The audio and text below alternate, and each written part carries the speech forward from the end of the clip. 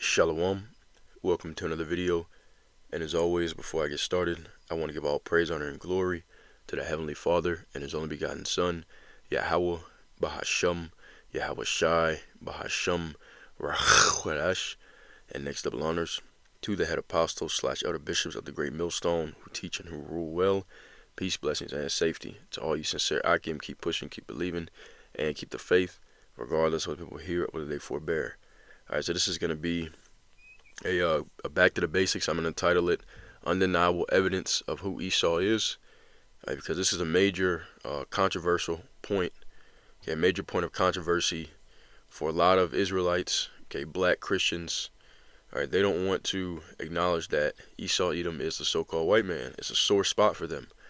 Alright, but biblically, that's who Esau Edom is. There's no such thing as white people, no such thing as black people. For the most part, they are the Edomites. All right, and through this, these few precepts I'm gonna bring out, I'm gonna prove it undeniably. So, anyways, that's the topic that we're gonna dive into. And Yahweh righteous, I mean the Heavenly Father's will is edifying to the elect. All right, I got Joel the 3rd chapter pulled up, and I'm gonna start off actually in verse 4.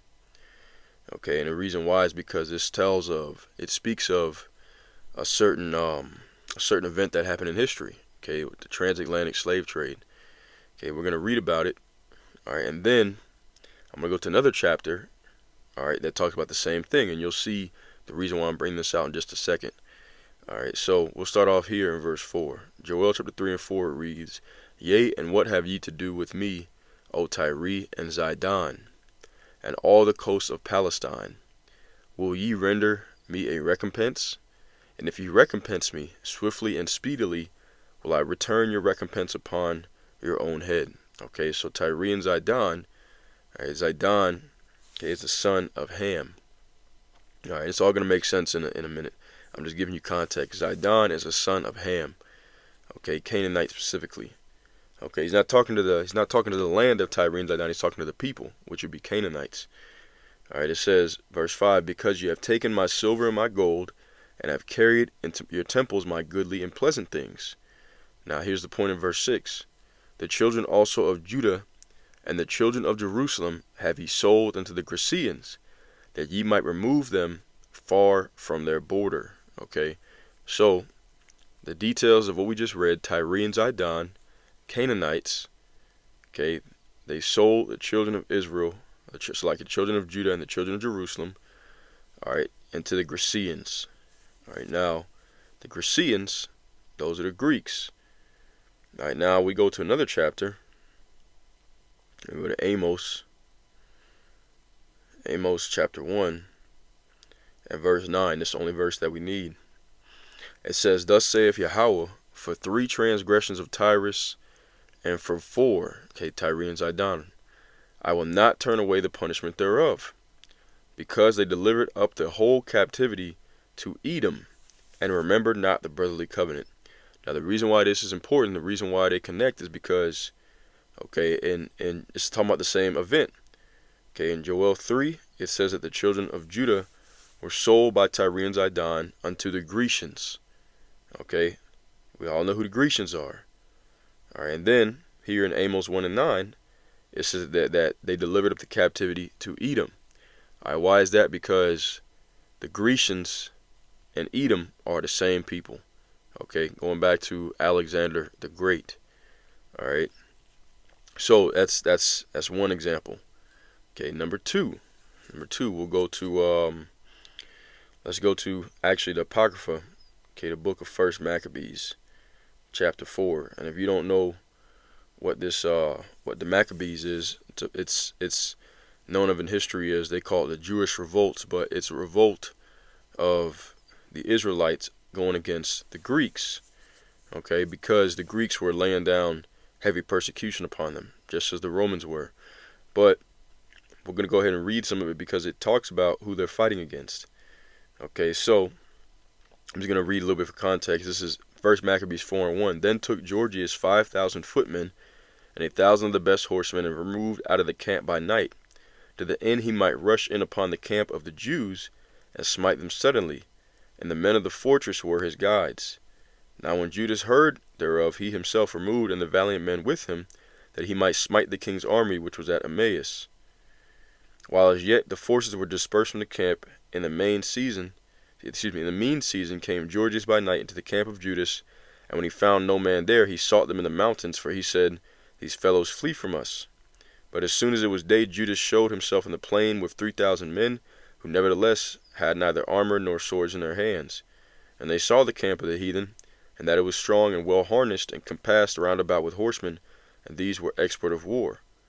Okay, then Judas said to the men that were with him, Fear ye not their multitude, neither be afraid of their assault. All right, now we're gonna read down. I'm gonna skip down. Okay, so Judas Maccabeus is about to go to war against someone.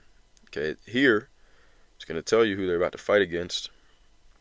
All right, I'm skipping down to 1 Maccabees 4 and verse 59. Moreover, Judas and his brethren, with the whole congregation of Israel, ordained that the days of dedication of the altar should be kept in their season from year to year by the space of 8 days, from the 25th day of the month of Caslu, with mirth and gladness. Okay, and this is what's known of as Hanukkah. Okay, Feast of Dedications. It says, And at that time also they builded up the Mount Sion with high walls and strong towers round about, lest the Gentiles should come and tread it down as they had before. And they set there a garrison to keep it, and fortified Bersura to preserve it, that the people might have a defense against Idumea. Okay, so Judas was fighting with Idumea. Now, okay, who is Idumea? All you got to do is do a quick search. All right, and it tells you Idumea is a Greek name for Edom. Okay, so they were fighting against the Edomites. All right, it says the descendants of Esau.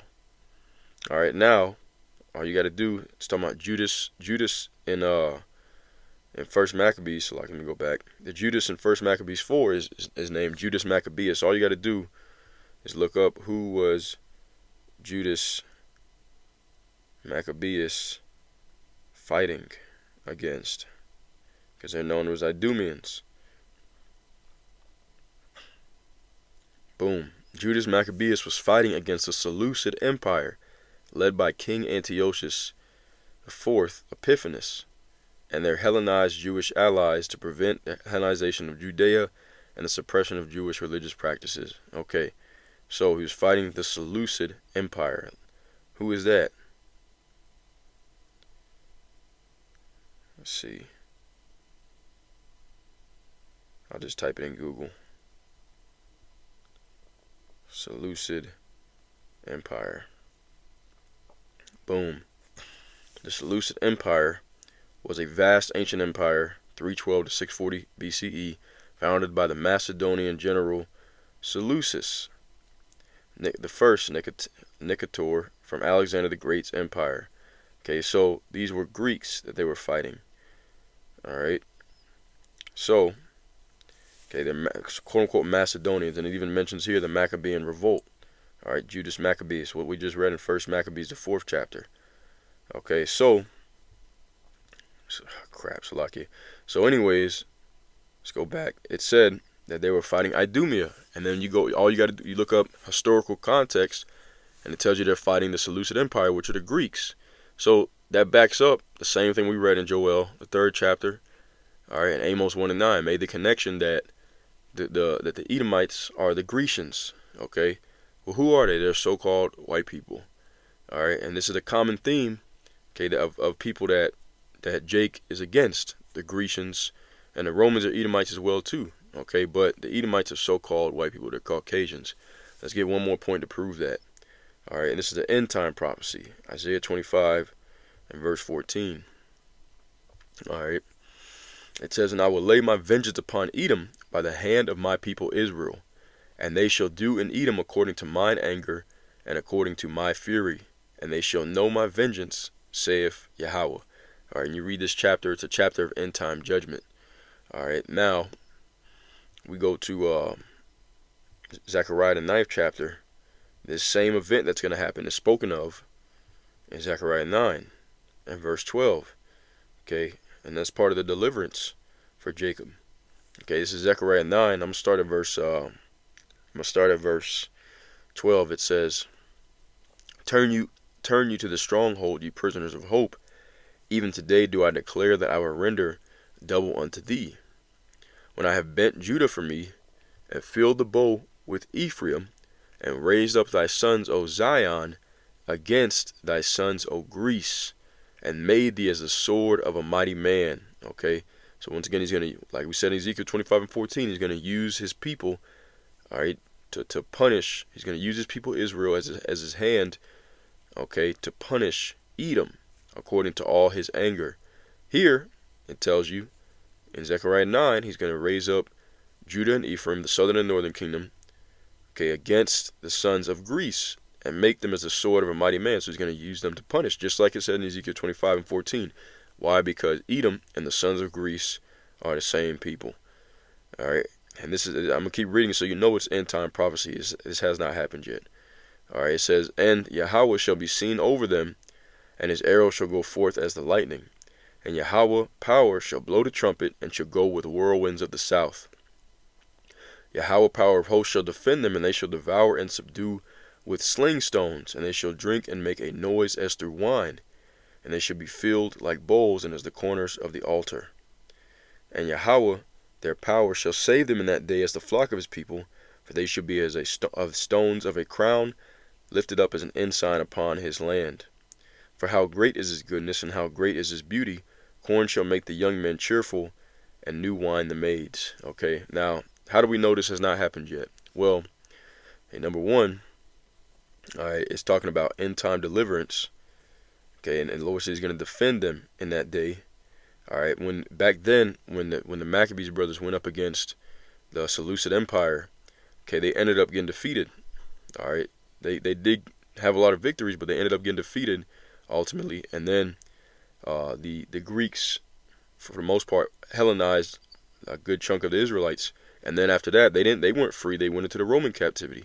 Okay, the fourth beast. All right, that's number one. Number two, this chapter, okay, starting off at verse 9 here, it talks about, like it says, thy king cometh, or he is just and having salvation, lowly and riding upon an ass, upon a colt, the foal of an ass. That's talking about Yahushua riding in on the donkey. All right, that hadn't happened yet when this was prophesied of. Okay, and Yahushua, he came after Judas Maccabeus and them, because you have Christians that'll tell you that the Maccabees brothers, all right, their victories against the Grecians, all right, would have fulfilled Zechariah 9, but nope, this is end time prophecy. Okay, everything that we're reading here, starting from verse 9, leads up to the children of Israel raising up against the sons of Greece and overcoming them. All right, and once again, what does that have to do with? What does the sons of Greece have to do with end time prophecy? All right, it's because they're Idumea, they're the Edomites. That's the reason why, and they are so-called white people, the sons of Greece, going back to Alexander the Great. All right, and that's the thing about, see, even whether you want to acknowledge that we're the Israelites or not, you really don't have to. This is all undeniable evidence on who Esau is. That the Idumeans or the Edomites are the sons of Greece. They're so-called Caucasian people. Okay, now, I wouldn't be surprised if Christians said, well, it's only talking about Greek people. It's not talking about Romans or British people or Spanish people or French or anything like that. Well, back then, okay, there was no Europe. All right, that Europe was named after, I think, a woman named Queen Europa or something like that. I can't remember exactly. But back then it was Western Asia. There was no Europe yet. All right, it wasn't called that yet. Okay, so it's using the sons of Greece because the sons of Greece, all right, the Grecians, they were the pretty much the main power, for the Europeans at that time.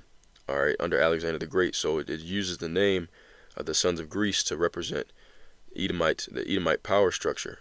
Okay, like I said, it's not going to say white people, because they didn't exist back then. It's calling them by what they were known of at that time. All right, the Idumeans were calling themselves the Grecians. Okay, so whether you want to acknowledge that we're Israelites or not, really doesn't matter. All these prophecies are full proof. Okay, it connects the sons of Greece with the Edomites, and don't tell me that the sons of Greece are now the Arabs or something like that. We all know who the sons of Greece are. All right, but anyways, I'm gonna end it off there. Okay, Heavenly Father's will is edifying. As always, all praise, honor, and glory to Yahweh, Bahashem Yahweh Shai, Bahashem Rachwadash. And until next time, Shalom, and abide b'ball.